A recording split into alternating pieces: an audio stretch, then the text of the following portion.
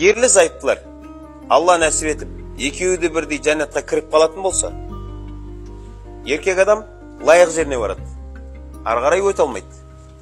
Әйел адам жәннатқа кірсе қалаған жеріне бара алады, сол кезде әйел күйеуін ертіп апара алады екен ана жаққа.